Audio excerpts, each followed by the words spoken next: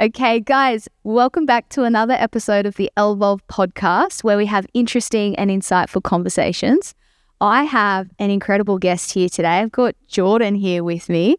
Jordan is an amazing men's and relationship coach. And I'm super, super excited for this chat because I know there are a lot of ladies that listen to these episodes that have men in their lives that they really, really care about, that they need to do some work and don't really know where to go or what to do and what's available. So we're going to be talking all things men's work, relationships, and getting to know Jordan as well. So let's go. Thanks for being here. Thanks for having me on, Ellie. It's great to connect with another Aussie here in Costa Rica. Yeah. I think you're the only Aussie I've bumped into since I've been out here. Yeah, there aren't that many Aussies here. Anytime like I hear an Australian accent here, I'm like, oh my God. I bumped into Jordan and his girlfriend Amanda at Somos, and I'm like just sitting there. I think it was like it was dead set my second day back. Yeah. And I just had like this butterfly like land on my finger. I'm like, wow, life is amazing. It's so good to be back here. And then I look over there and I'm like, don't have my glasses on. So I'm kind of squinting. I'm like, I recognize these people. I recognize them. And then I'm like, hang on, this is that couple that I follow on social media, and they do these epic content pieces, and it's like scenario based, right? Like little skits. Yeah. And it's super cool how informational they are and how much value they provide. So I love your content. I love what you guys do. Thank you. Yeah. It's again a great reminder of the beauty of social media, because we wouldn't be sitting here right now if it, or maybe we would have, I don't know, we would have crossed paths somehow, but it's a great way to just connect with people. And that's what the content has allowed, obviously creating some insight in people's lives, but to be able to connect with amazing people like you who just like noticed us is awesome. I love it. Yeah, so cool. Yeah. So what I'm interested in learning about first up is a little bit about you and your journey. I'm curious about, I guess, your background and when things changed for you, like when you kind of became conscious and what that was like for you. Yeah. I mean, it's interesting. I recently started to, I'm going to be doing a webinar soon, and one of the coaches and business mentors I hired is helping me extract out that core story. Because like when I thought about it, I've never fully gone there and shared the origin of like how I started this journey. So I'll give it a go right now. Yeah, with you, but thank you. Because what I realized for me was my first relationship was the entry point into this world. How old were you? I was 17. Like I met her in high school. Mm-hmm. And I know for a lot of men, like your first heartbreak is the thing that like cracks you in a way that not many other things can, you know? And so I was dating this girl in high school, and then we got really close and really intense. And then, you know, after high school, it was like university, and I'm trying to like, I knew this relationship wasn't good for me. There was a lot of like drama and attachment and all these things. And it was just, I remember feeling so many emotions at a young age that I didn't know how to deal with. And I remember one time that I found out she was like started seeing other people, and just absolutely broke my heart. I was like gutted. And I remember like driving in the car the middle of the night, just like speeding down to somewhere. I don't know where the fuck I was driving to, but I was just like gutted. And I drove down to the water, and like I was crying. I was obviously so embarrassed that I was feeling all these emotions. And I remember calling up with my friends going, man, I need to get over this. Like I need to move on from this girl. I'm done feeling all this. I remember like praying out to God, like, God, I need your help, like getting on with this can't go on. And I think in those moments, like for me, where I was like really desperate for guidance, I was desperate for something. I remember not too long after, like going onto YouTube at the time, this I would have been, 18, so this would have been a long time ago, for 15 years ago, YouTubing like how to get over a girl. And I remember, do you ever seen Elliot Holst? You ever seen his videos come up? No. The guys who are listening will know who I'm talking about. Elliot Holst was like one of the first big creators on YouTube who was making content about speaking to men. He was the first one that I stumbled across when it came to men's work. Started watching some of Elliot Holst's videos, and then I went down the rabbit hole I found like Russell Brand, that he was talking about meditation and yoga. And Russell Brand. Yeah, at the time, I don't know how I found him, but he was in this like spiritual journey. Yeah, and I just like was pulled into like his journey. I was like, let's go. I need to give this yoga thing a crack. And I was playing semi-pro soccer at the time, and was studying to be an accountant, and I didn't really have a lot of direction in my life, to be honest. I didn't even know what the fuck I was doing, but started doing meditation, yoga to try and get over this girl and these emotions. And then it just went from there. It was like a huge moment when I started traveling as well. My first trip with the boys, where I went to Europe, I was like, wow, this is life outside of Australia. This is this is next level. I need to do more of this. This is amazing. And then literally a couple of months after that trip, I just had this calling to want to go on exchange, like do an exchange program, to travel to Canada. I actually got accepted for a university in Canada. And it was the first time in my life where I was like starting to feel like myself. I was starting to feel confident in who I was. I was starting to feel more secure inside of myself. The remnants from the breakup were starting to disappear. And I was like, yeah, I feel good. Life is feeling really great right now. Went on this exchange program with two of my best mates to this university town in St. Catharines, Ontario. And the first night out of that town, I meet this girl who is like tan skin. She's parents are from Portugal, but she's studying at this town. I'm like, wow, this chick's fucking hot. Like, I need to go and meet this girl. Yeah. Bumped into Amanda the first night out, and I'm like, oh, I'll probably never see her again. Dude, that's great. And then fast forward 10 years later, I'm still with her. Oh my God, that's amazing. Wow. So do you know what's crazy? Like, I just want to bring it back to a point that you said, like how 17-year-old Jordan was like feeling so many heavy emotions and how much shame you felt to be feeling those things. We talk about that. That's crazy. That's so sad. Yeah. Well, it is, because in Australia especially, I know it's like this in other parts of the world as well, but something about Australia, the level of darkness or heaviness around men opening up about their emotional experience is what causes a lot of guys to go into a dark place. A lot of the times it's relationship stuff. Like, you either have a spiritual awakening like what I did, or you self-destruct and you go into some pretty dark places with drugs and alcohol and all that. Thankfully for me at the time, like I was kind of like done with the whole partying thing. That's great. You know, I had my time and did my fun and all that, but I was like, something in me was like, I need to go into this. And I'm really grateful. I just had good people around me that, like, as the journey progressed, I had different mentors that came into my life. And one of my best friend's mums was passing these Wayne Dyer books onto me. I was just like reading all these Wayne Dyer books, and Eckhart Tolle and these spiritual books came in. And as I went down that path, I was like, okay. I was starting to realize that there's more to me than just my emotions and my thoughts about them. But it was a lonely place because there was no one I was really talking to about it. It was my own internal process that I kind of like separated myself from a lot of my friends, which I think is necessary for a lot of people at that particular time. And then when I traveled, it was like a brand new journey. It started because it was a new me that was meeting new people, and all of a sudden I found my community. I found my people who are on this wavelength. But for a period, it can be a little lonely.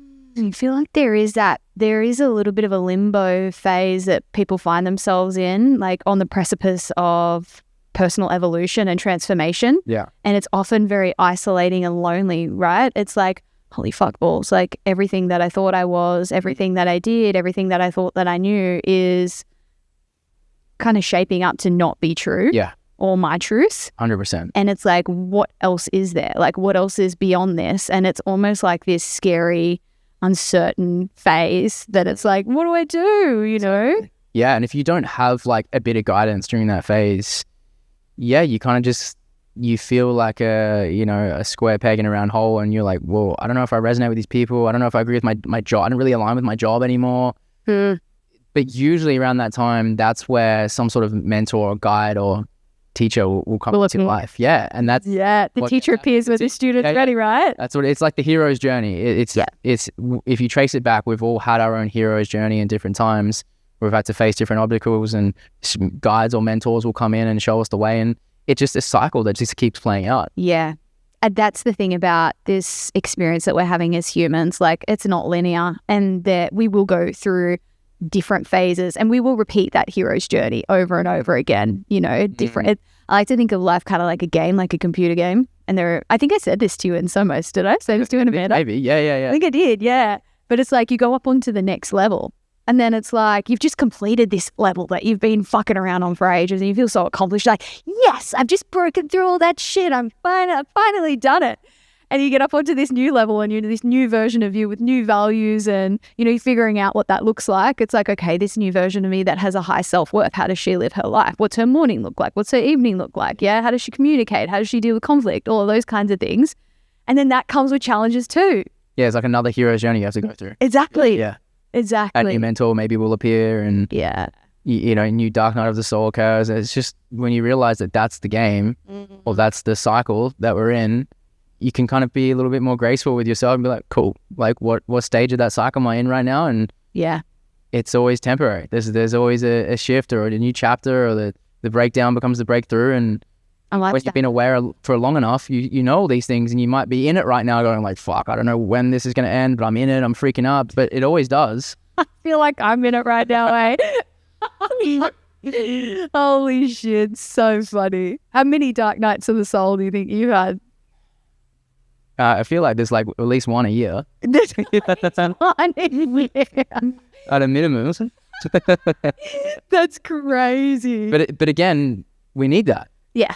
Like everyone thinks, oh, like the expansion comes when I'm in the light, or I'm in the, and everything's going great. Well, no. The expansion happens in the contraction. Like again, you have to have a breakdown. You have a breakthrough. So when you're in the dark place, get excited. Be like, fuck yeah, this is it. Something big's brewing here. Oh, fuck yeah. Something big's coming for me, Johnny. What's the dark place that you're in? Oh God. I did some plant medicine in September last year here in Costa Rica. Yeah. And I had some really hectic visions that I guess part of me was like, fuck, are these memories? Did this happen to me? And it's like some stuff is unfold. I can't go in. I will tell you, but I can't really kind of go into this in the podcast because it's still very alive, like, and in my family.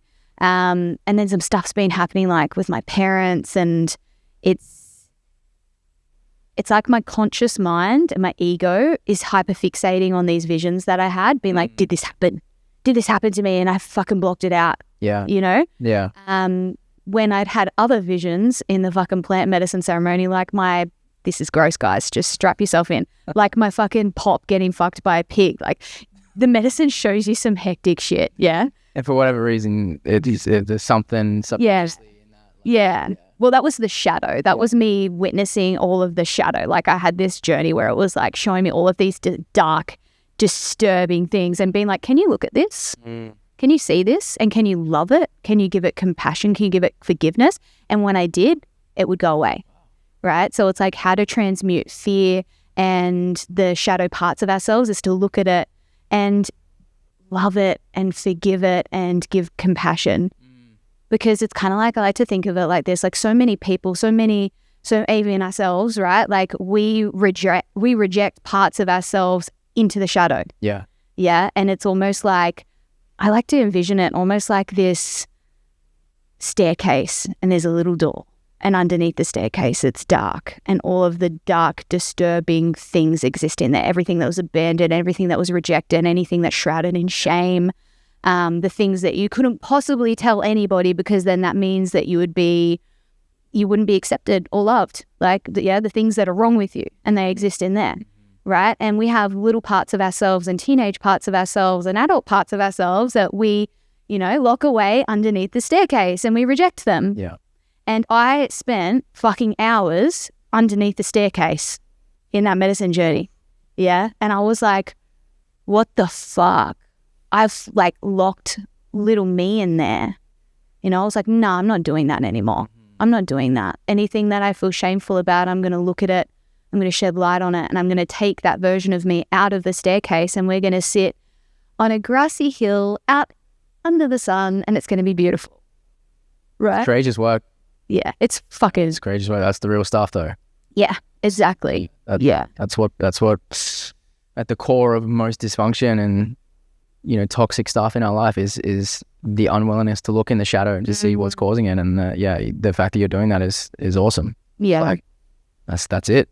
Thank you. And so the most recent stuff that I'm sitting with is like, it feels like that again, but I don't know what's real and what's not real. So like my reality kind of feels like it's breaking in a way. It's really strange. Yeah. And I think, it's crazy what the medicine has done for me in various journeys as well. It expands me and increases my capacity to hold more, and also to hold more for the people that I work with. Yeah. So in January last year, this is when I received like the message from my higher self. I wasn't even on any medicine yet. I was sitting in the intro class and I just started having these messages come through. I was like, whoa, I'm like, oh my God, is this a download? And I was like, this is what people talk about when they say downloads. What the fuck? I'm like, this is absolutely a download. I was getting all this stuff coming through. I was like, this is wild. And then one of them was like, you're going to be living here. And I was like, no, I'm fucking not. I'm like, no, I'm not. No, I'm not. No, I'm not. I never thought I could live overseas. In fact, I would always say like, I can't live overseas. I'm not that kind of person, you know, like. Have you lived in other places? No. Oh, really? Yeah, no, I haven't. Holy shit. Right? For some reason, thought you've been living all over the place. I know, it looks good on me. It does. It does. I'm settled in well. Yeah, yeah. Yeah. Well, No. okay, wow. Yeah, keep going. It's epic. Yeah. And so it was like in that moment that I was like, fuck. Because I've had little nudges from a similar place before that I've always followed. Except this felt like very direct. It felt a little bit more like this is what's happening. And I was like, shit. I was like, shit.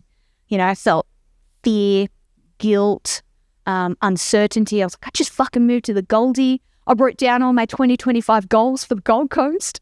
We're going to put them in the bin. I'm going to move to Costa Rica. What do you mean? Wow. And then when I was in the medicine, like later the next day or whatever, the medicine was like, you are going to be living here. And I was like, when? It was like May. And I was like, fine. And then I booked a flight and I ended up getting my flight for free because I had all these Qantas points that I didn't know about. So everything just like lined up. This is 2025. So, well, yeah, this is the last year. And then as soon as I got here, I was like, it was just like full body exhale. It was like everything that my nervous system needed that I didn't know. Yeah. So I was scared about business. I was like, shit, is my business going to survive? Like, how am I going to navigate the time zone difference? Because it's wild. Like the time zone difference from Australia to Costa Rica. It's worked out great. I can't take a call before 1 p.m. It's really good for me. Yeah, it's exactly what you needed. Yes. That's so good. Exactly. So yeah, that's kind of the story of me getting here. But yeah, this stuff that I'm experiencing now, like I actually recently signed back up with my coach because I was like, help me. Yeah. I need some guidance. They're the times that you need that guidance, right? Where you know something's shifting or something's emerging or something's breaking away. And yeah, I realized that as well last year. You know, I started working with the coach I'm working with right now, and I was like, man, I like having someone who can offer me that because I'm offering that to people all the time. Yes. And I feel like I need that. Oh, yeah. And not just like every now and then. I feel like I just need it all the time. Yeah. Not that I need it, but I want it. Yeah. I want someone to hold me and help me navigate through some of the things because there's just so much stuff occurring and things shifting, and especially, you know, when you live life the way that we do, if you don't have that someone to help you zoom out and maybe like put some pieces together or help you see something that maybe you can't see right now, yeah, there's distortions happen so easily. So yeah, my coach has been a game changer for me. He was actually just out here for a week. We're hanging out in person. It's just the best. I mean, they're called blind spots for a reason, aren't they? You know? Yeah. Yeah. And I think it's funny, like this phase that I've been in, fun little space. It's been fucked. It's great. It's a weird. Fucked fun space. Yeah. It's weird because it's like everything around me is actually amazing, except there's just stuff happening internally that I'm like, what the fuck is going on? So it's a weird kind of reality to be existing in. And I know it's temporary, so I know it's all good, but yeah, how does it feel? It just feels I feel unsettled. I feel kind of on edge. I feel like I'm in fight or flight. Yeah, that's what it feels like, even though I do a lot to regulate. I take really good care of myself. Yeah, there's also something to this current time, especially in the last like 3 to 4 weeks. I don't know if you're into the astrology stuff much, but I have some good friends who are really deep in it, and you know, they kind of like throw me out like, hey, just watch out, the energy is going to be super fucking intense. And this recent full moon was like, like rattled me hard. Like, and some people are more sensitive to it than others, and I just noticed that I'm one of those people when these big collective shifts happen or big rhythmic patterns change, like I can feel it, and I've learned to not take it too personally. If I'm just wiped or I'm feeling super ungrounded or for whatever reason, like, okay, sometimes there's things outside of my control that are moving things. And again, I can be graceful with myself without going like, what the fuck's happening? Why, you know? Thank you for offering that. Yeah. That's really been super supportive. because one thing that I try not to like consume too much astrology stuff, blah, blah, blah, blah, blah, because I'm like, I decide how I feel. Yeah. You know? And also like I am sensitive to energy as well. And I feel like the more conscious and aware you are, it's like you reach a new level of consciousness and more becomes available to you, even in terms of senses and sensitivities to things. Yeah. So I feel like it does feel like I'm shifting to a higher level of something. And I'm like, I just fucking go back. Big time. Yeah. I know. Like, I'd love to be ignorant again. Oh, that'd be fun. I'd love to just be like unconsciously like going out on the weekend and doing some drugs or something. No, I'm joking. It does seem a lot easier like that, doesn't it? I'm joking. Yeah, I know you are, but I feel the same. It's like you can't go back once there's a level of sensitivity that you've got. It's now learning to ride the cosmic waves a little bit more eloquently. You know, you become a better surfer. You know, energetic big wave surfer. It's what it is, but that doesn't mean it gets any easier. Like, it's not like some days where it's like, fuck, am I dying right now? Like, what's after the full moon? I was lit. Like last week, I was just wiped for a full week, and I was like, what is going on with me? It's like my body was fighting something, and but I know that I've been during full moon times. There's this huge amplification of energy, and then sometimes there's a big crash on the other side of it. I know that. And this place here where we are, Santa Teresa, like everything's like times 3. Yeah, we're on like a bed of quartz, like both light and dark quartz. So it's like, wherever you're putting your energy, it's already amplified.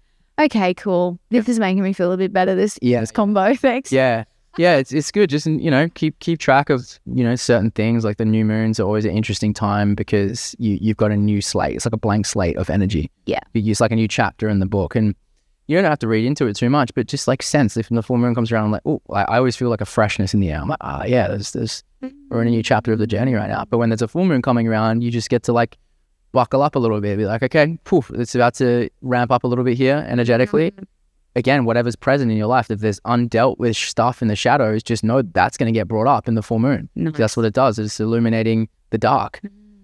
But when there's nothing in the shadow and you're feeling good, it's just going to like, it's like fucking just being wired for 3 days. That's how it feels to me. Like, I'm just not tired. I'm training 2 times a day, and like I've got endless energy right now. What's going on? But then I know what goes up must come down. So it's just okay, for the few days after the full moon, I might be more tired than normal, and that's I don't have to create a story or judge myself around that. That's been a big part of my process. That's super cool for guys as well. Is the fact that men can, like, I like to kind of use life as a ceremony and, you know, intentionally participate in life and the clues that I'm getting and work with different things such as my cycle and like the phases of the moon. And for men, that's what men can do. Like, because as women, we can tune into our cycles, you know. It's like when we're bleeding, it's like, all right, what am I letting go of? Same thing as a full moon, right? So for guys, you guys can tune into full moon. What am I letting go of? Anything that's stirring in me, any triggers, emotional stuff coming up, like, tune into that, be aware of that, shine the light on that. And then what comes next is this new moon, new intentions. What are you going to replace all of that shit with? Yeah, it's good. I think it's important. It's just like learning to live in rhythm. Life is rhythm. Yeah. Harmony. And when you can tune into your natural internal rhythms and notice how they're also maybe interconnected to the external rhythms of nature and the universe and the cosmos, you can harmonize. You know, you can start to be like, oh, okay, like I get to ride instead of fighting the current, you go with the current. And that's again, I don't know if it's a skill or just, everyone can learn it. It's just becoming a little bit more aware of where's the energy at right now? Where is it moving me? What do I need to go? Am I being called more in or more out? Like what is this time requiring of me? I think that's something that uniquely for me, because have you dug into Gene Keys? You know much about the Gene Keys? I've dabbled tiny little bit into it. I think I've done like a map or chart or something. Yeah, it's amazing. Once you understand Gene Keys, astrology, human design, and you can leverage AI to start to understand, you know, how your unique soul signature operates, you get a lot more just understanding of who you are on a soul level and what makes you unique. And the Gene Keys is really about that, right? 64 hexagrams, which are patterns that are built around the I Ching, which is a chart or system of how we read these rhythms of life. And the time you're born, there's a snapshot made of these different gene expressions of like a shadow that you're here to overcome in this lifetime, and maybe a gift that will get unlocked in this lifetime through that shadow. And when you understand that, you start to know, okay, these are maybe some of these core challenges that I'm going to have to face in this life. And when you see them come up, you've got a little bit more foresight. That's what I found with me. Yeah, that's cool. Yeah. So what are yours? What's your well, there's different areas. So there's different areas around like your relationships, what you're here to learn in the relationship area, like your pathway to wealth, your pathway to prosperity and purpose and vitality. So there's these different segments of it, but big one for me is like this gene key around freshness. Is like my creativity is not fully dependent, but like is heavily influenced by how I feel fresh. That's why I probably love traveling so much. I'm looking for fresh new environments to pull out this creative spark in me. But the shadow of that is numbness. So when something becomes really stagnant or dull in my life, I feel numb. I'm like not feeling a lot. And, you know, again, the numbness is a sign for me that cool, like I need to just ride this out. I need to go through that to break through to another phase of freshness that's coming through in this next chapter, which again was what the new moons do.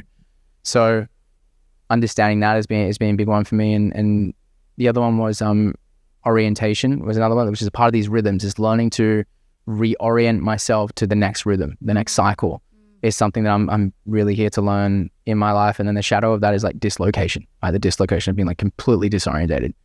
Like what am I meant to do? Like, and I remember going through that when I was at Deloitte, and my account, like no idea what my purpose was, so disorientated from my path. But my journey was to overcome that, to reorient to the path that I'm here to walk in this life. Totally. Yeah. Totally. Holy shit. Wow.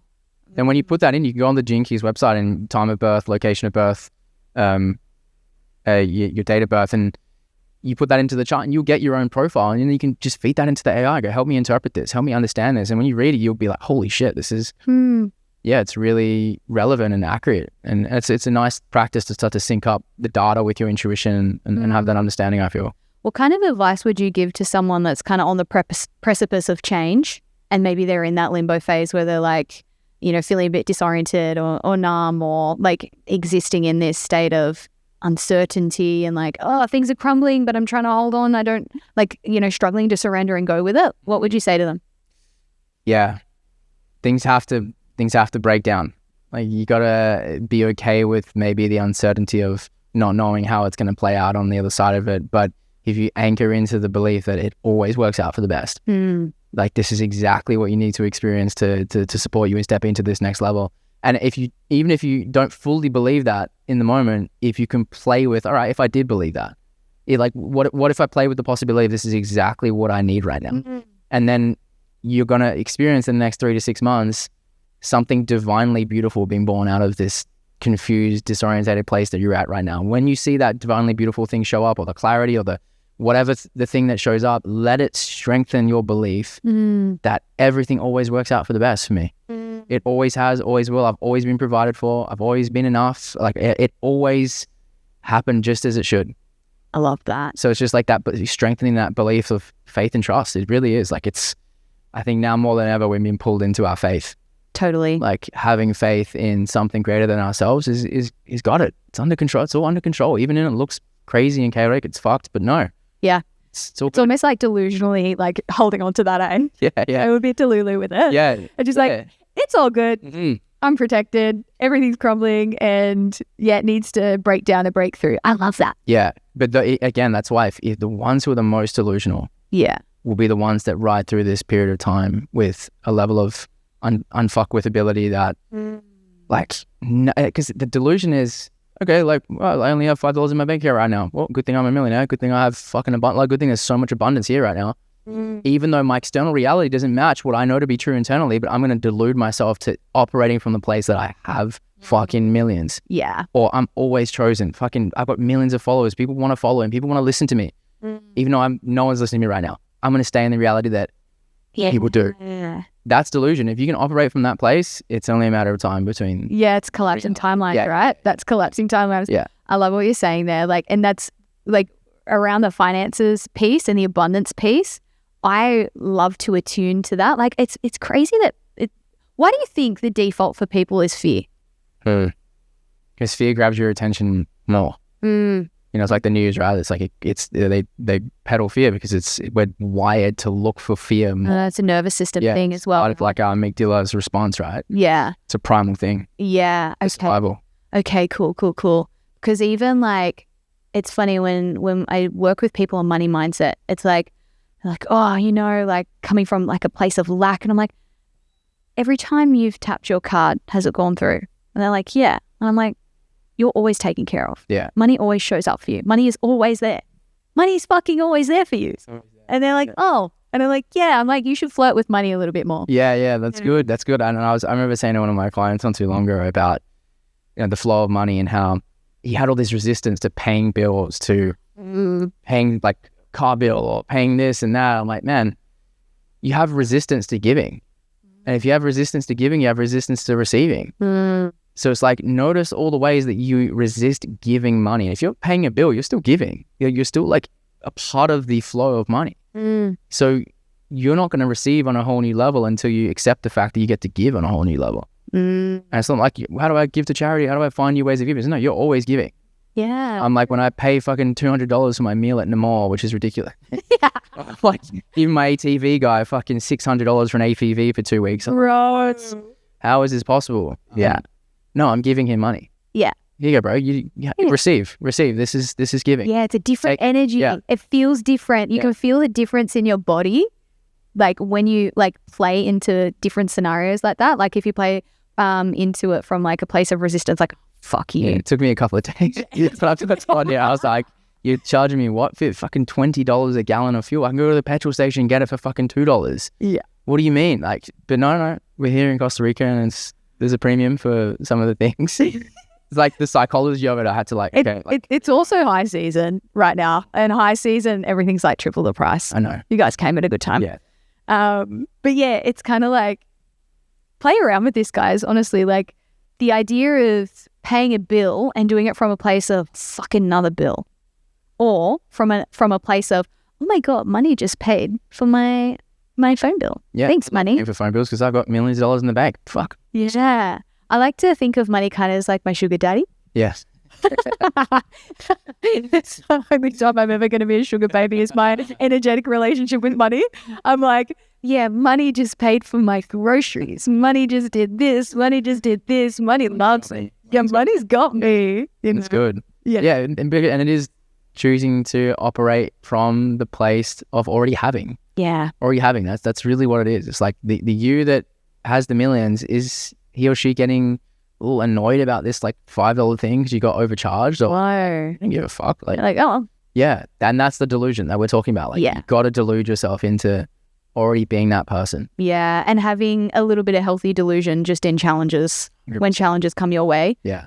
While also honoring yourself and giving space to feel and process whatever needs to come up and through you. 100%. Rather than just being like, it's like, there's a difference between being a bit delulu, after the wave of emotion has passed, than using the delulu to like suppress your emotions and like avoid things. Yeah, and direct as well. Even the last couple of days to me, I've been recovering from this like lower energy phase I've been in, and haven't really felt called to make a lot of content. And I'm kind of launching my men's group right now. And the last couple of days, just didn't have the energy to put anything out there. And a lot of the conversations that I was having with these guys that wanting to join just turned into nothing. Because I felt myself like getting a little down, like, see, fucking no, I was joining my men's group, like, what the hell, like, what's going on here? And boom, in that state, I'm contradicting myself. I'm saying I'm the one that operates with abundance, but here I am getting caught in complaining about people not joining my men's group. So the moment I saw that, I was like, no, whoa, let me come back.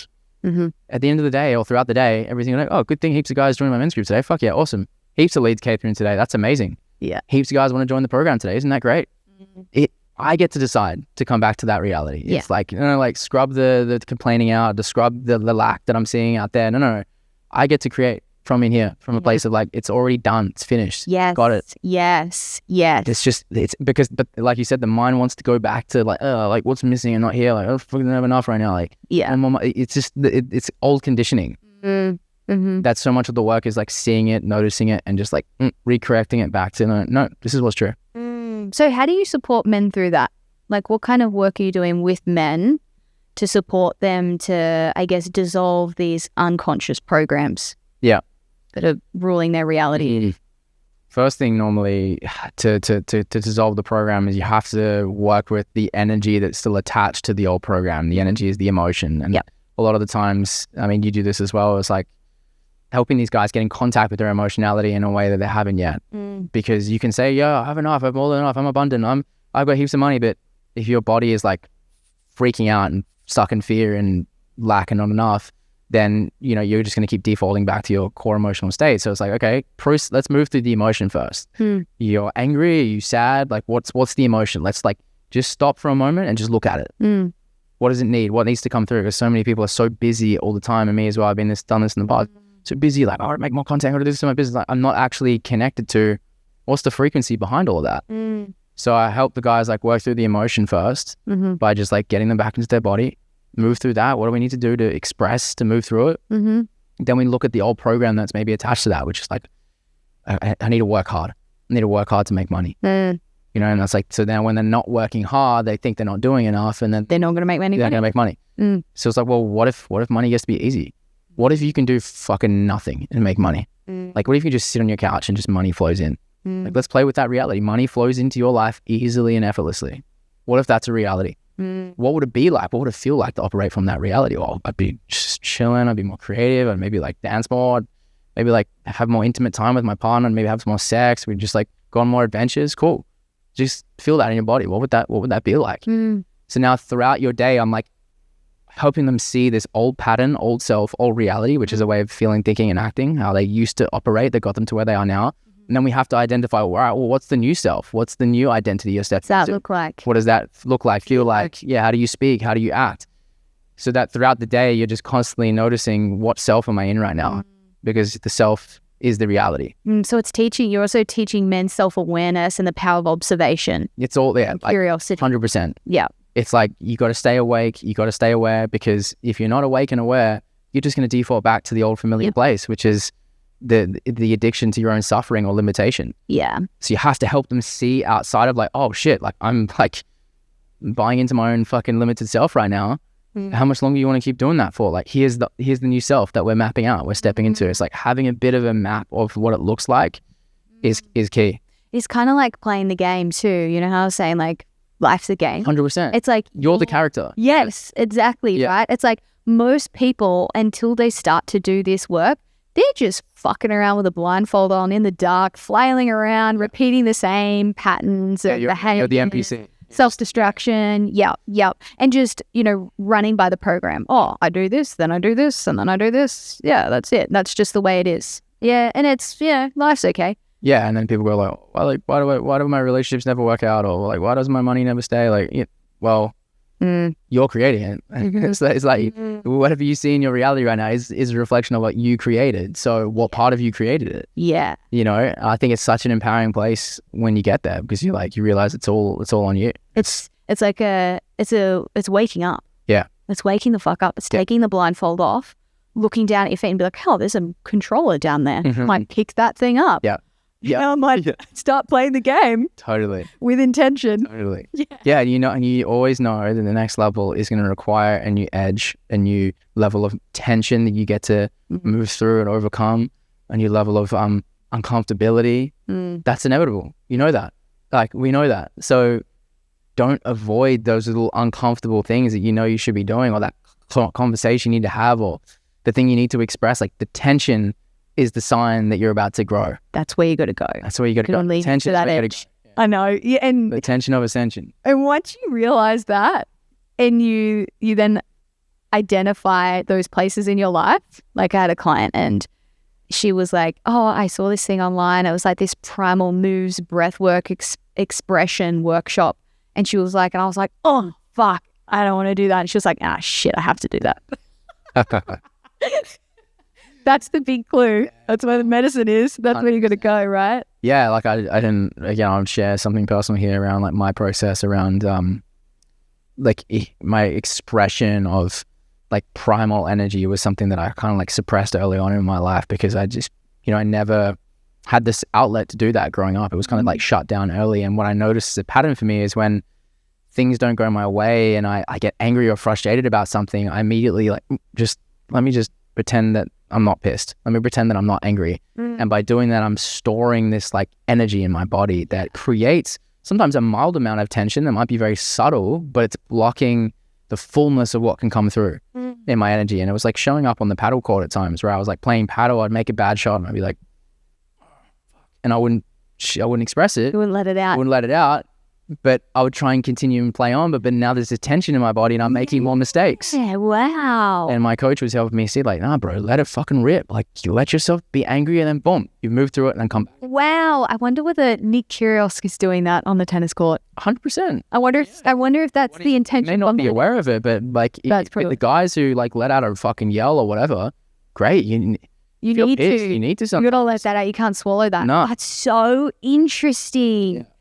Fuck, thanks for sharing that. Yeah, because like otherwise you can just be, I have been really hard on myself in the past, and I can take that same principle and apply it into my business when I'm not in the flow of my business, or I'm like not feeling creative. I'm like, fuck, like what?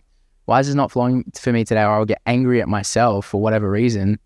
All right, like how am I going to move through that energy so I'm not holding on to it and it's creating this like tense block. What are your favorite ways to help move that energy? Yeah, for me, like there's qigong exercises that I'll do. Sometimes just, fucking let out a yell and just belt one out, and it feels really good. Or sometimes I need to hit something like a pillow, bed, boxing bag, whatever.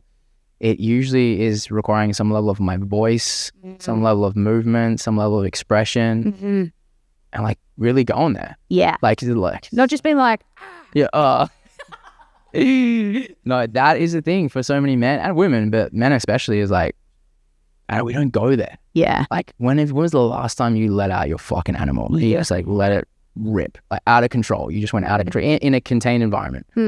Reason it doesn't happen is because the men don't have contained environments where they can do it. And this is where the men's work comes in, or having a space where a man can hold you in that, because that full expression in that power is what unlocks a level of stability, safety in your nervous system, where you've gone to that really dark place and you've just channeled it and let it all out. You hold a level of stability in your body that people feel.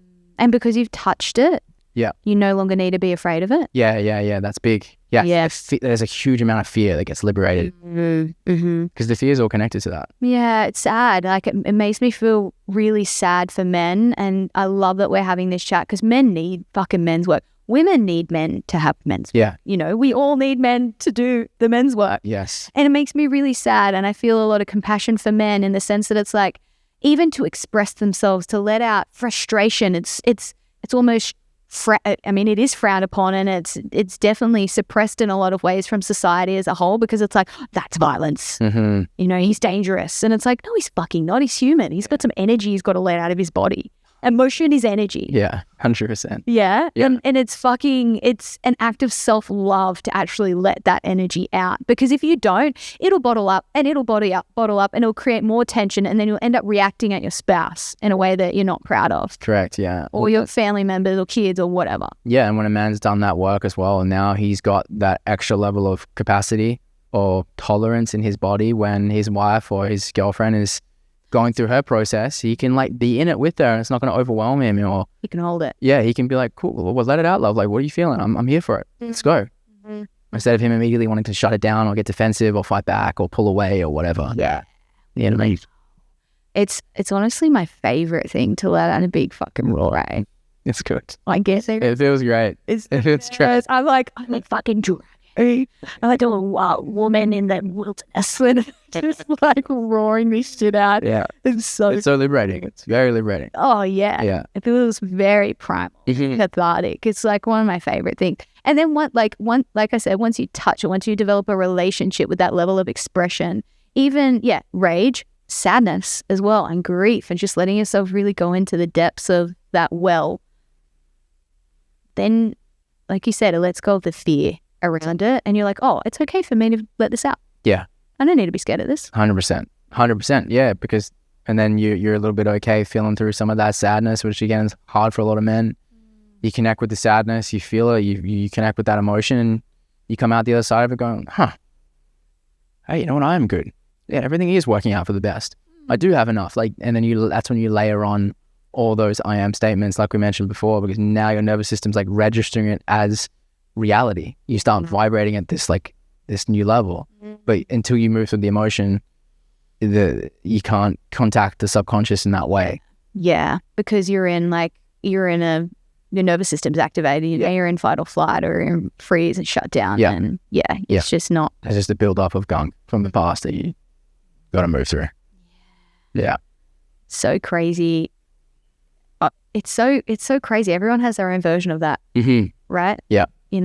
Some people have, I guess, experiences in the past, like from childhood and stuff, that are like really traumatic, violence or DV, abuse, and then there are people that just have like really strict parents, or had a really overachieving, amazing older sibling, and they were just kind of, average. Yeah. Yeah. But it all matters. It all matters because it has an effect on the individual, and one person's trauma or hardships doesn't diminish or cancel out your experience. Yeah, correct.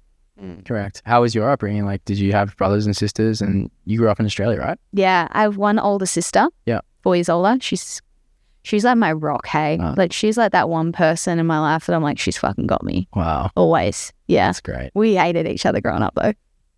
Yeah, me and my brother fought a lot too, but now it's the same thing. Yeah. What age is your brother? He's 2 years younger than me. Oh, yeah. Cool. Yeah. So you grew up in Gold Coast? No, I grew up in the country. I grew up in Parks. Okay. You know where Parks is? No. Do you know where Dubbo is? Yeah. I live in Dubbo. Wow, really? Like 2 hours, an hour. Yeah, there's something special about the country folk in Australia. I'll tell you what, that's just the salt of the earth people. Yeah, sure. Better than you. Yeah, thank you. So that's where I grew up. Where'd you grow up? I was in Fremantle area in Western Australia. Yeah. Cool. I'm yet to go over to the Western Coast. That's great. That's it. The Western Coast. Popular. It's getting popular. Everyone's moving out to Perth these days. It's where like all the work and opportunities are. But I think when you grow up in Perth, you're just like eager to get the fuck out of there. It is the most isolated city in the entire world. So when you're there, you're like, it's beautiful on paper, but I need to, at least for me, I just needed to, once I had that first big Europe trip with my friends, like I need to explore the world. It's what my soul needs. So much admiration for that. A lot of people holding themselves back from making big life changes. Yeah. Yeah. I mean, if you work, life's too short, man. If you're working a job that you don't like, or, what you're doing right now isn't it, figure it out. You got to figure it out. And then enjoy the process of figuring it out. But just know that once you've made a decision to seek something greater, then that process is always going to be an inward journey. Like what I went through when I was at my corporate job, it was like 17 months of being an accountant, trying to figure out how the fuck to get out of there. Initially, I was in so much resistance to my job. I hated it. But as I went on the figuring out journey, the journey brought me closer to myself, to the point where I was like, okay, I'm an accountant. I actually don't mind this. This is not too bad. I work with great people. I'm in a great city.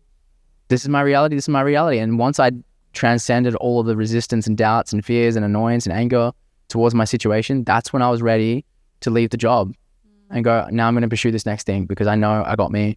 I know that I'm always taken care of. Can't fail. Yeah. So let's go. Yeah.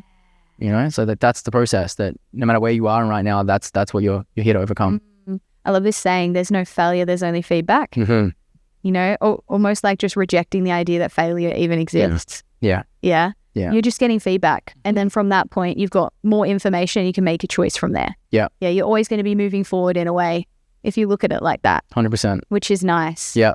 Yeah. Yeah. Yeah. You really can't. You can't. You cannot fail. But also the level, if the level you resist failure is the same level that you resist success. If you're the same with the money, if you're resisting giving, you're resisting receiving. They're the same thing, just on different levels of frequency, right? Yeah, it's like it's like a spectrum, and it's like, I'm getting the example of like light and dark.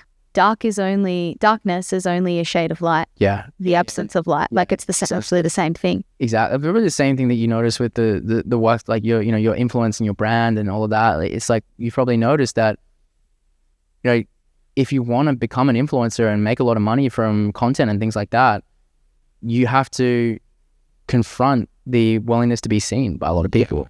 And there's a lot of people say that. A lot of people say, oh yeah, I want to be an influencer, but are you ready to be seen? Are you willing to sacrifice that part of you? There's always a sacrifice for everything. So yeah, it's like, that's the contradiction. Like, I want to receive on a whole new level and make more money, but am I willing to be seen on a whole new level? Yeah, there's a cost. Yeah. There's a cost. Yeah.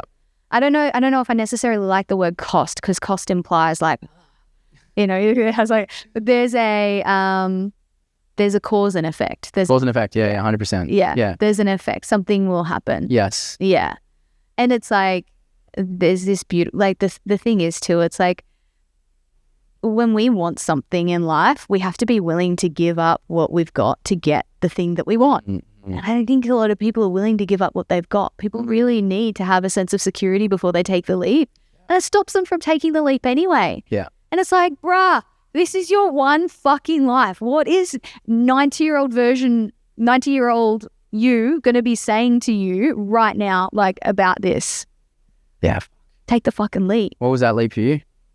I've had many. Yeah. I've had many. I used to be a nurse. Oh, wow. Yeah. Holy shit. I was a nurse and I wanted to be a midwife. Like, that was the big goal. I was like, I want to help women have their babies. Like, I'm such a nurturing, like, maternal person, love animals, all that kind of thing. I was like, I want to be a midwife. And then I did my nursing degree and then I got the dream job. And by the way, I got P's all the way. P's get degrees. But, you know, if you just fucking back yourself and you have confidence and you present yourself well, like, you're going to get what you want. And I always just had this thing, like, I always get what I want. Yeah. Oh, good. I always get what I want. Just waiting on my husband now. I'm going to teach my daughter that one day. Yeah. But to a certain level. Yeah. Like, you're capable of everything. Yeah. Like, you can do anything. Yeah. She's like, give me this, Dad. Yeah. Dad, you're like, fuck. Damn it, shouldn't have told her that. Yeah. So I got the midwife. After my new grad year, I applied for the midwifery transition and professional practice program. There were like 5 spots or something. And it wasn't just open to new grad nurses or post grad. I don't know what the terminology is. Can't remember. I've been out of that game for a while. It was open to everybody, like nurses that have had years and years of experience. I got the job. I knew I'd get the job. Yeah. Because I get what I want. And anyway, it didn't feel right. I was like, I got the job. Doesn't feel right. That's weird. And I'm like, 23-ish, sometime around that time. And I'm like, I haven't done any travel yet. I'm like, I need to fucking go on a trip. So my sister and I booked a Europe trip, like an 8-week Europe. The classic Australian thing. Yeah. Just go on a Europe trip with your friends or with family and see what happens. I go to Tomorrowland. Yeah, it's sort of nice. Let's sail Croatia. Yeah. I didn't do sail Croatia. It's so ridiculous, Australia. Oh my God. There's a few things that I didn't do. Sail Croatia was the best.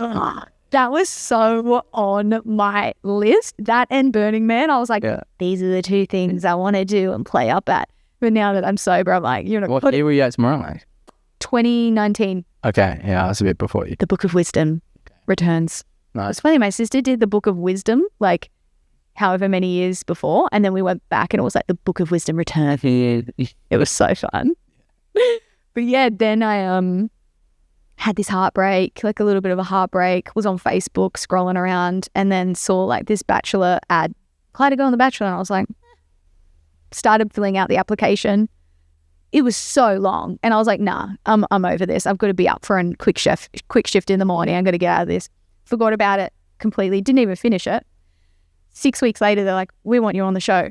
And I'm like, oh, I can't. And I like tried to pull out so many different times, gave them so many different reasons. They're like, no, this. And then it just ended up like, it was just, I was meant to do it. And it makes sense now because like that really is how I grew like a huge portion of my platform. Wow. And like everyone came on that journey of personal evolution with me. And so that's built a lot of trust throughout that process as well. Like people are like, yeah, she was a party girl. Like she was a bit fucked up here and here and here. And now look at her, like, what? So I look back now and it all makes perfect sense. And I've ended up where I'm meant to be. But gee whiz, like if you had have asked me like 10 years ago, have you been seeing that piece of content on social media where people are doing like an interview with their 2016 self to 2026?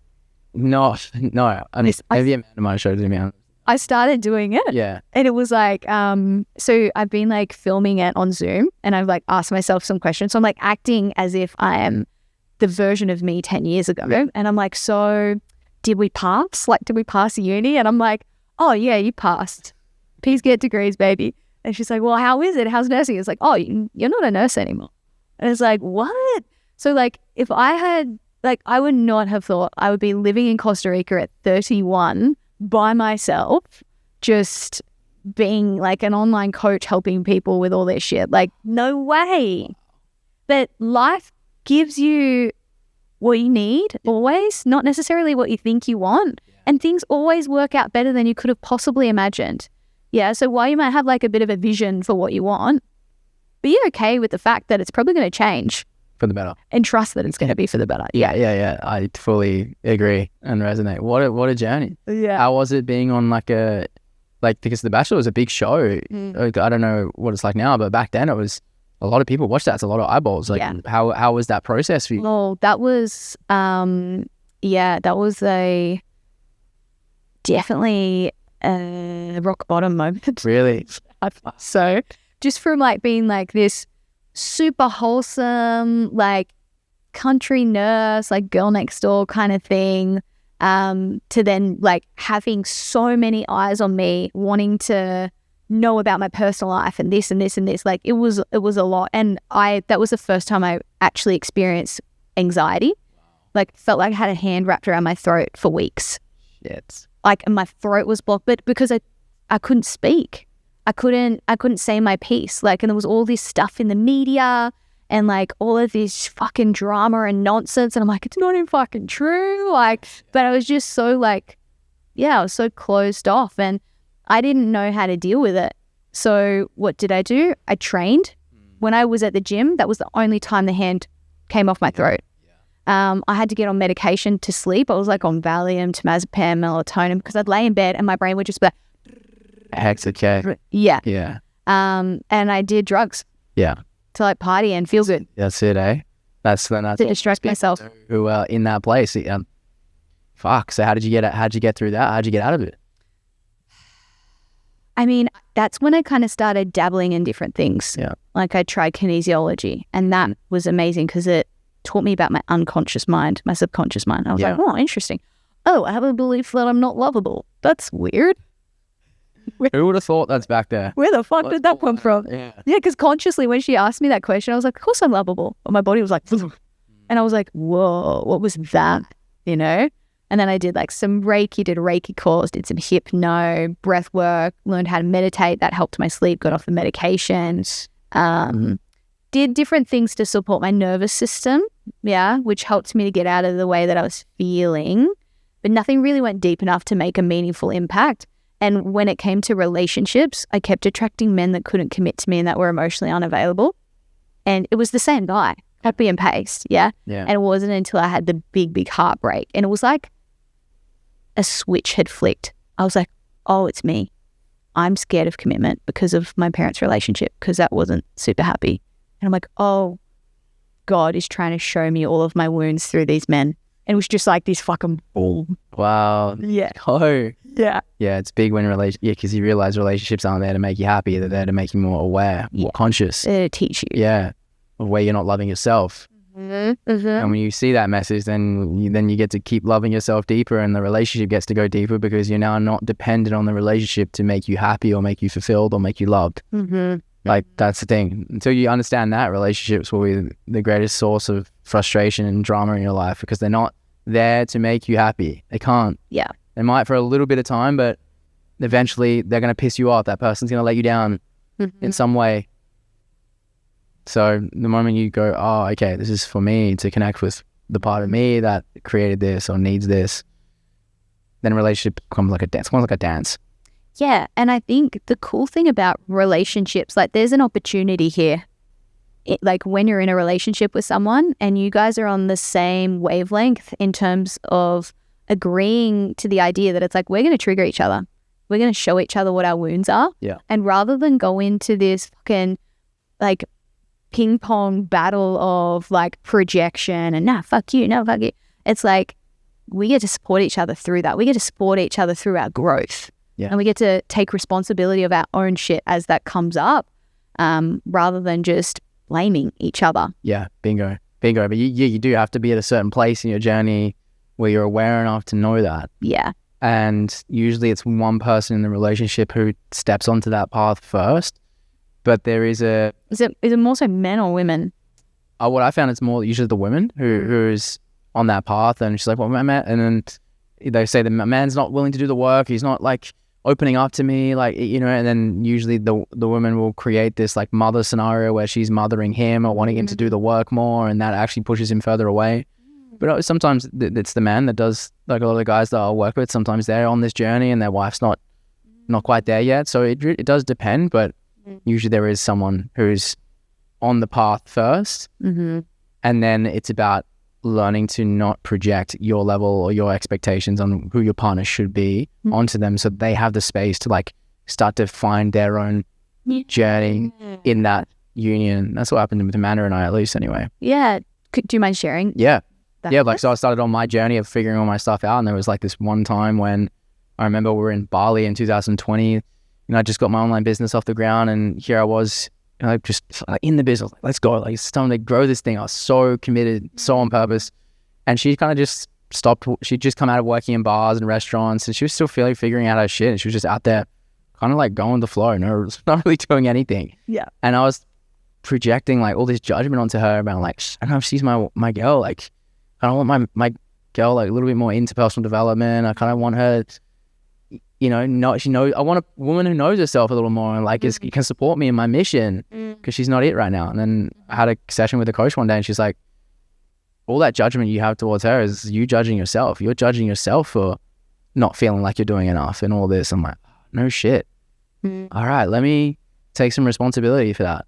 Let me like take the pressure off her and give her the space that she really needs to find her path. Yeah. And in doing that, she did start to find her own way. And then like 12 months later, she's in this like digital marketing job. And now 2 years later, she's helping me grow my brand online, and is like the biggest support system for me. And I'm always going to her for questions and stuff around marketing, because she's a gun. Yeah. So she found that path on her own without me having to like project my, you know, timeline of what I thought she should be doing. Yeah. I really appreciate you sharing that, because I've seen this with some of my clients as well. The pressure that the partner can put on maybe I'm doing this to my parents as well. Yeah, we do it to people the same time. Yeah.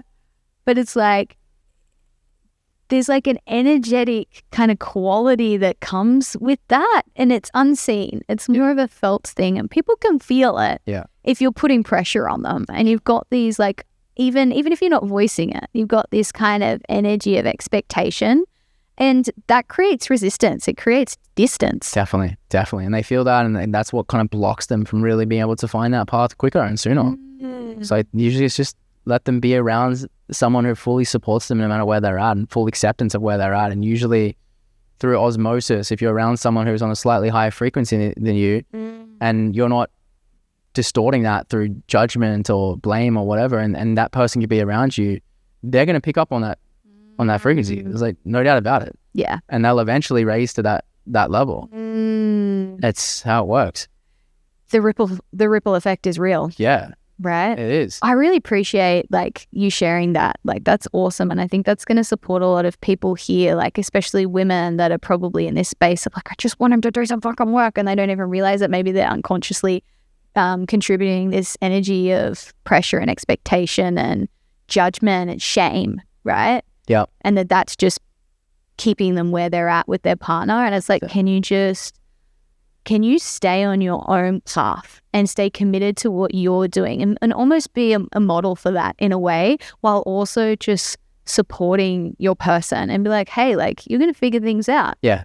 You're going to figure things out. You've got this. Yeah, you got this. Yeah, the answers will come. Yeah. The teacher will arrive. 100%. And like, and if there is something you need from them, you can make that request from the place of, you know, they're already doing the work. They're doing it. They're in it. Rather than having an unconscious belief that like, oh, they never show up for me, or they're always doing this, you know what I mean? That unconscious victim belief that's literally keeping them stuck in that reality. Why don't you play in the reality of like, cool, they're the man of your dreams. Here's the king. And if you're already in that reality, you can make a request from this, like, hey, sweetheart, would you be willing to do this? Would you be willing to just clean up after yourself when you're done? Like, and there's a lightness to it of, I'm great, but I would love it if you could do this. I know you can do it. Like, you got it in you. I see you. Instead of like, wow, you never fucking clean up after yourself. Like, fucking always me has to do everything. And then immediately there's that, you're in that mother energy and he just wants to do the opposite. Oh, yeah. Yeah. Yeah. Wow. So I guess what kind of advice would you give to a female, like one of the female listeners that are listening that is like, I really want my man to do some work. How do I invite him into this gently? Do I just like have Jordan's Instagram up on my phone and just like slide it over to him? Like, what do I do? But that you could send some videos if there are videos. Hey, like, we should chat about this. Like, hey, I'm curious to get your thoughts on this. I wonder what would come up for you. Like, you know, like, I want to discuss this with you later. It's not like, hey, you should do this. Like, you know, you don't send it from the energy like, why aren't you doing this? Yeah. It's like, hey, I'm curious to know what you think about this. The word should equals shame. Yeah, should, shame. You're saying you should be doing this. And then they're like, fuck, I'm a piece of shit. Like, you're shaming that person. It's a great point. Yeah, delete the word should, guys. Yeah, delete it from your vocabulary, like, to yourself and to the people around you. Yeah. So then the other thing would be, you know, a man doesn't want to be told what to do. He doesn't want to be, but he wants to be inspired to like step in. Like, he wants to be inspired to be the hero. A man loves to be the hero. Yes. You know, so if you can help your man step into that energy of being the hero, it's like, babe, like, I'm feeling really disconnected recently when I'm around you. And like, I love when we're connected. And I don't know, would you be able to work with me on this and try and help me? Like, how can we rediscover this together? Yeah. Help me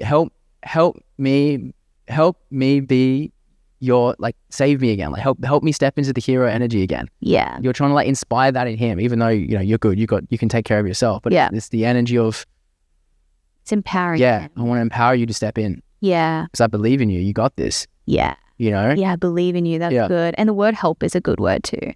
There's this book. I don't know if you've heard of it. Do you know Alison Armstrong? Yeah. The Keys to the Kingdom. Yeah, I recommend that to a lot of the guys. Queen's Code. Yeah, coming to the program. Yeah. Yeah, that's great. It's a good book. It's a good book, yeah. It's a helpful book, guys. Listen to that book. If you're like, what do we do? It's like, listen to that book. Yeah. That's a good one. So yeah, for the ladies, it's that. Like, help him step into the hero that you need. So we can like give him some alley-oops, give him some, like, get better at communicating what you feel in the moment rather than like projecting onto him what he's doing, non-feelings, or what he's doing wrong. I was like, you never feel like you never care about me anymore. Well, get back into contact with your body and the feelings and share your truth around him. I'm feeling really closed off. I'm feeling really upset. I'm feeling really disconnected from you. They're truths. And when you share those truths around him, it's going to pull him in. He's going to be like, oh shit, I didn't realize I was making you feel like that. Damn. He's going to want to be better. Some women have a bit of resistance and resentment around making their man the hero.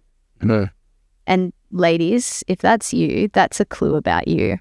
Yeah, there's an invitation there for you to work on something, because, like, it's a fucking beautiful thing. It's a beautiful thing to build someone up and be like, and to empower someone and for that to be the person that you care about and that you love, because ultimately it's going to get you what you want anyway. 100%. Right? So just the invitation, be curious about, like, if there's anything that we're saying in this conversation that's been maybe triggering or activating for you, you're like, fuck those guys. I don't believe that. Like, why should he be the fucking hero? You know, but and also the trust factor, right? Whereas if there is some trust issues there in the relationship where maybe you don't trust your man in a certain way, well, again, that's about you. You have to decide to be willing to trust yourself again, come back to trusting yourself and give him a chance to step into a new level of leadership for you. And sometimes that means, like, guys need space with men. They need to spend time with the boys. Like, it's as simple as that. I coach men who, where the missuses they get upset and angry when he's trying to spend time with the guys. I'm like, no, he needs that. What if it's a man that doesn't know that he needs to be around other men? Yeah, then a beautiful thing you can do as a woman and be like, hey, go spend time with the boys. You need to find outlets. Likewise with women, but men need to have an outlet. Like, hey, love, like, I feel like you should go hang out with boys, go fucking train in the gym, or go take your time, go. Or do some men's work with some men like Jordan. Please go on one of these retreats. Go on the retreat. Do you have any retreats coming up? Probably do one in July. Where are you going to do it? I feel like I want to do one out here. Oh, sick. Yeah, I haven't locked in a place yet, but... So cool. This is a great spot. Where is most of your audience? America. Mint. Yeah. That's cool. Yeah, so a lot of the stuff we do is either out in Canada or America because it's easier for That's cool. these guys. Yeah, That's cool. You might have like an influx of ladies wanting to send their men on a retreat in Australia. you boys do Aussies? Yeah, no, I'll have to do one in Australia at some point. For sure. Like, and when you do, let me know, because I will actually put that out to my network of like clients, people that I've worked with, and on my social media to be like, hey man, here's something fucking epic for you to go to. Like, please, you deserve this. They do. We really, and as men, like being around good men who got your back is just, I don't know, if you grew up playing sport, you know what it's like. There's a camaraderie, there's a brotherhood that gets formed when you have that around you. But when you go into your regular life and you lose contact with that, or you lose contact with being around good men, it's isolating, and you're carrying so much on your own. It's like, no, it's not a luxury. You need this. It's a necessity. Yeah. You need men around you. So that's why I do the men's work or the men's groups. It's like, I think it's the greatest thing I can give to guys. It's like, come into this space. I'm curating the guys. You're going to have a family. You're going to have a brotherhood at the end of it. So. And even if you are a man that's like, oh, you know, but I've got a family, I've got little kids, like, and maybe feeling some guilt about like doing something for yourself. Because I think both sides of the partnership experience that, a little bit of like guilt, like, oh, I can't do that for myself. You know, you can. We're here to tell you that you can and you should.